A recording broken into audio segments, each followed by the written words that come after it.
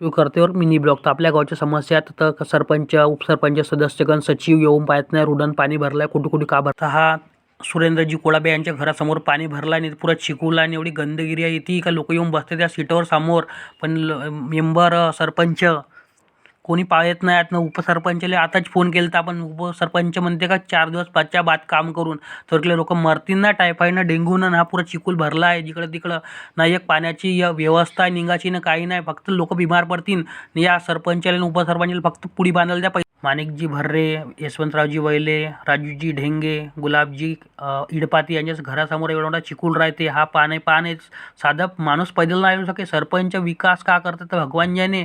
सचिव तर साला मेला का तर माहीत नाही. अडेगावच्या येऊन पाहिजे ना, ढुकून ना पाहिजे ग्रामपंचायती का गावात का समस्या आहेत का नाही.